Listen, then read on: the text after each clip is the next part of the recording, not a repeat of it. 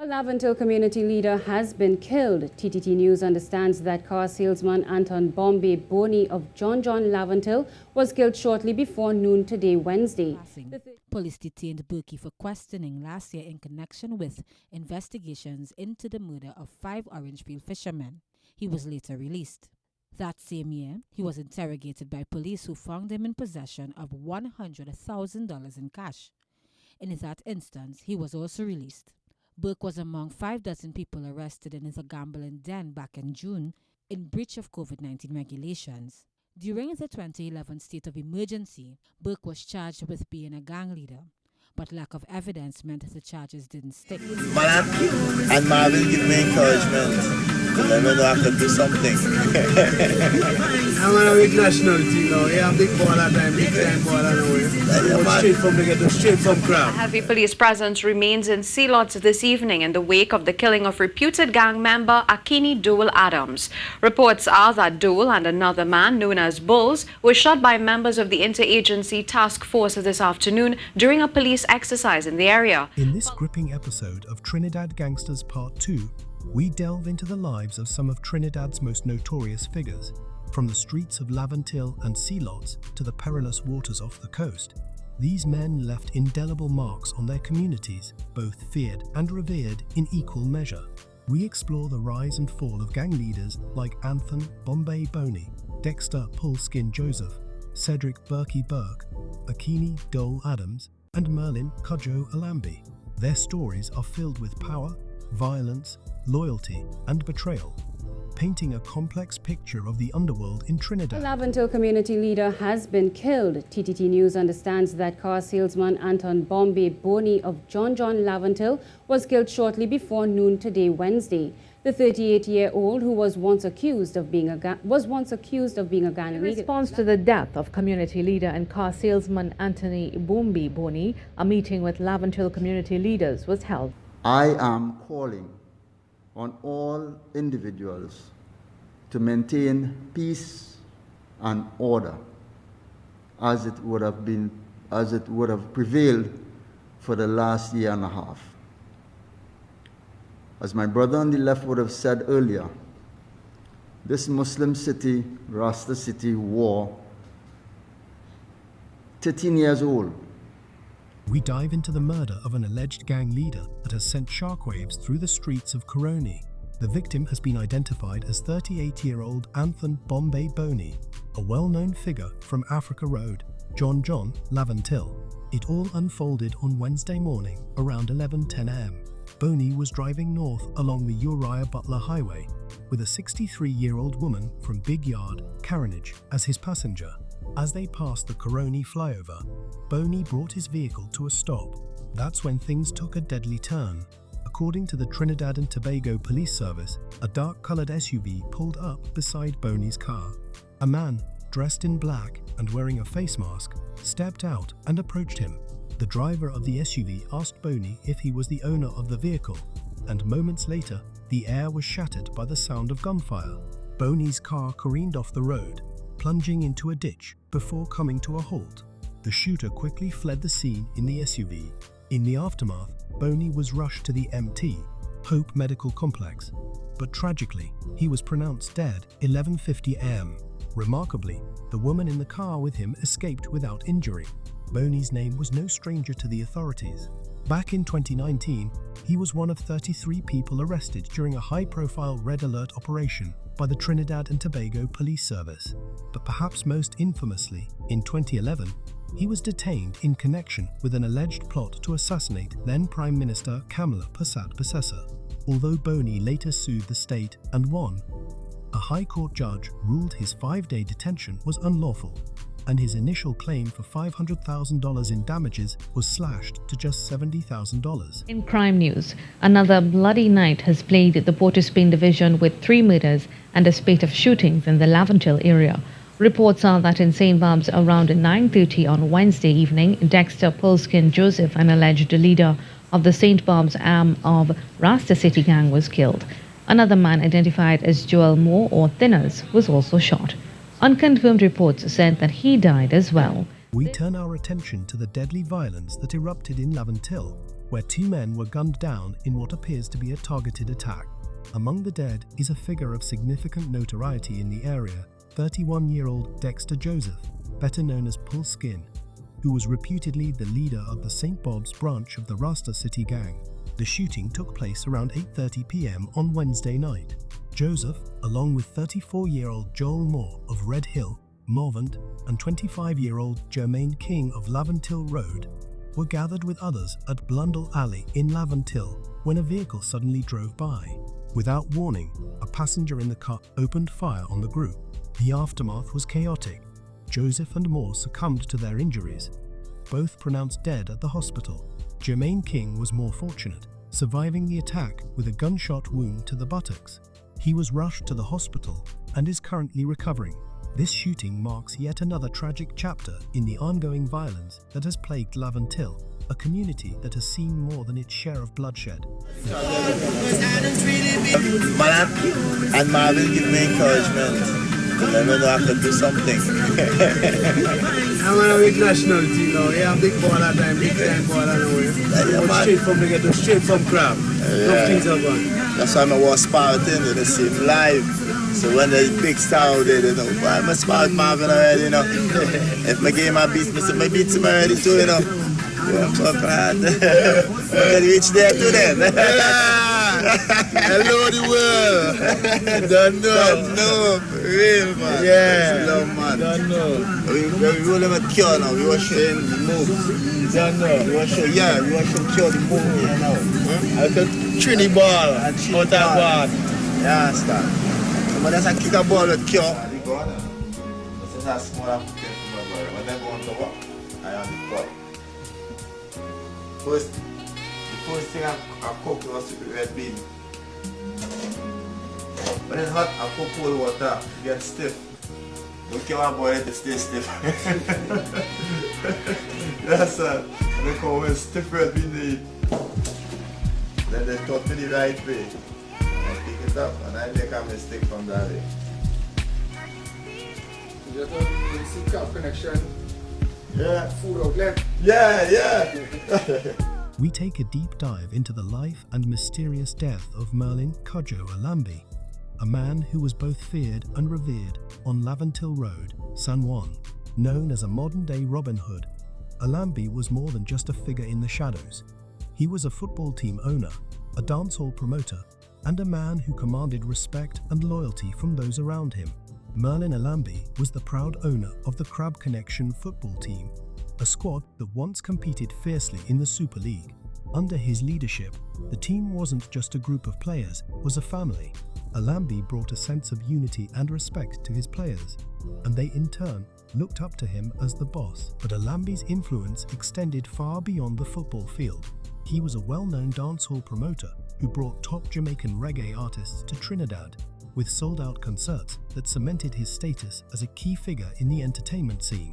However, his reputation wasn't all glitz and glamour. Allamby was deeply embedded in the underworld, rubbing shoulders with suspected drug dealers and underworld figures. He was always surrounded by bodyguards, and it was no secret that he was well protected. On Laventille Road, Allamby was loved for his generosity. Much like the notorious Dole Adams, Allamby would assist those in need, but his help came at a price. Those he helped became his eyes and ears, ensuring no stranger could approach his premises without his knowledge. Despite the risks, Allamby thrived in this environment, always surrounded by his loyal guards. That's why it was so shocking when Allamby went to his death all alone. On that fateful day, Allamby received a phone call from a close female associate, informing him of the brutal murders of his friends, Rafik Puna Mohammed and Rosanna Whitey Simongol. Without hesitation and without his usual entourage, Allamby jumped into his vehicle and raced to the Oronguez main road, unaware that he was driving straight into a deadly trap. At around 3:30 a.m., as Allamby stood at the side of the road with relatives, a black car pulled up and several men emerged, opening fire. Allamby was shot multiple times in the head, dying on the spot.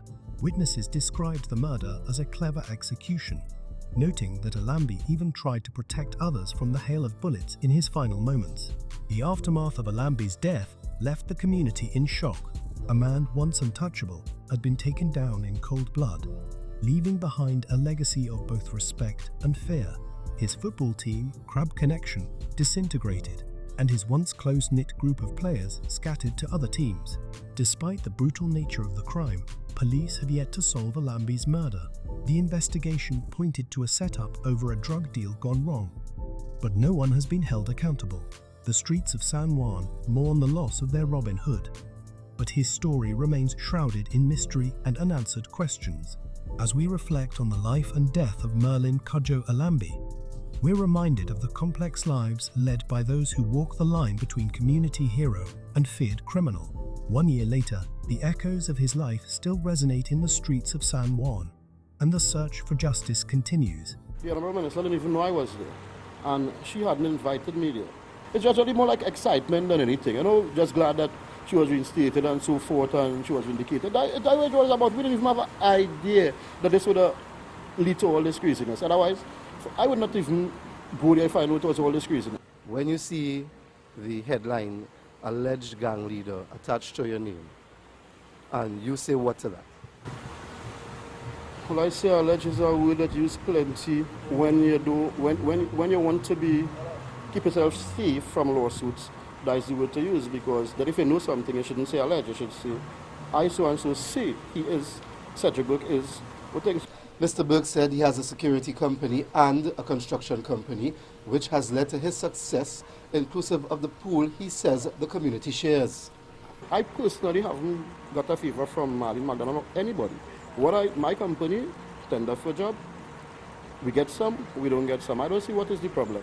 I don't see if I am not eligible to work in this country or what, because the last time I checked, I am not a convict. I have never been convicted. I have no matters before the court. You can't hold me responsible for not knowing the protocol at the president's house. I have never been there. I was never a president. And I think that if anybody should be at fault, is who's supposed to be upholding the proceedings.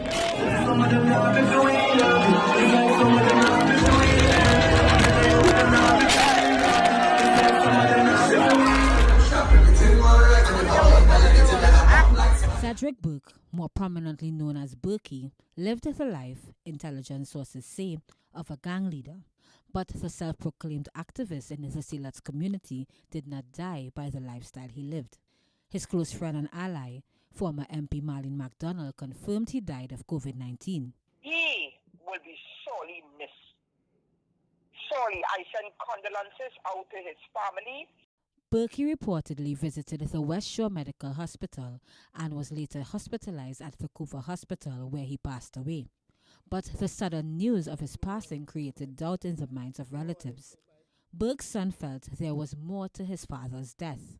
Look, I know they killed my father, but I know they killed my father, but I know they killed my father, but Corona never killed my father. But. After accompanying her and her swearing in at the president's house in 2017, she was fired by the Prime Minister. McDonald said Burkie was not invited to the event but showed up because of his loyalty to her. Today, McDonald said that incident did not affect their relationship. We have lost a good supporter in Mr. Burke. Mr. Burke supported despite what happened. You know, when his name was all over the place and his picture all over the place on social media, he didn't like it. When they put him out there in England with the Queen and they put him out with Putin and all these different world leaders. We asked Ms. McDonald about questions that he lived a nefarious lifestyle. We dive into the life and untimely death of Cedric Burkie Burke, a man whose name evokes strong emotions depending on who you ask. Burke, often labelled by authorities as a big fish and a reputed gang leader, was also seen by many in the Sea Lots community as a successful black businessman and a pillar of support. Burke's story is a complex one. He was a man of contrasts. On one hand, he faced multiple arrests, including a high-profile incident during the state of emergency in 2011. On the other hand, he proudly displayed his certificate of good character, dated January 10, 2019, which was issued by the police after a background check found no criminal record. Despite the stigma and allegations, Burke maintained that he was a legitimate entrepreneur, the owner of a construction firm and a private security company. His businesses provided jobs not only for his family, but for many in the Sea Lots area. born into poverty, Burke's rise to success was anything but easy. He often spoke of his hard start in life, growing up in Sea Lots without a stable source of food or comfort. Despite these challenges, Burke persevered, building a life for himself and his children, 17 in total, by 7 different women. His wealth, which included 2 high-end vehicles, a BMW X6 and a Jaguar, along with his brick-and-mortar home and a swimming pool, became symbols of his success, but also targets for envy and suspicion. Burke's influence extended beyond his personal achievements. He was actively involved in his community, particularly in youth development. As the president of the Sea Lots Responsible Youth Organization, Burke worked closely with local politicians, including former MP Marlene MacDonald, to address the needs of his community. Despite speculation about the nature of his relationship with MacDonald, Burke insisted that their interactions were strictly professional, focused on community issues. But Burke's life was cut short by a force far removed from the criminal underworld COVID-19. His death came as a shock to his family and the Sea Lots community, sparking suspicions and questions about the circumstances surrounding his sudden decline. His children, particularly 2 of his sons, are devastated, expressing disbelief over his passing. One son took to social media, posting a heartfelt video in which he questioned the official account of his father's death. Burke's death has left a void in Sea Lots, where he was regarded as a community leader. Despite his controversial reputation, many youths in the area have vowed to carry on his legacy, supporting his sons who are involved in the family's construction business. Burke's impact on his community was profound. He provided jobs, financial support, and opportunities for those around him. His passing has left a gap that will be hard to fill. As we reflect on the life of Cedric Burkie Burke, we see a man who, despite the allegations and scrutiny, remained committed to his community and family. His story is a reminder of the complexities and contradictions that often define those who live on the edge of society. Since their names and images have been circulating on social media in connection with the murder of WPC Nyasha Joseph, the trio say life has not been the same. Not only were they held for something they knew nothing about, but the stigma left a bitter taste in their mouths. Well, that put me in a position where people start to watch me and judge me in all sort of different ways, what that had no means for, or was unnecessary, putting me in a spot. And I just hope all is over now and I can live a comfortable life without watching over my shoulder and be watching from anybody, because they say all kind of things.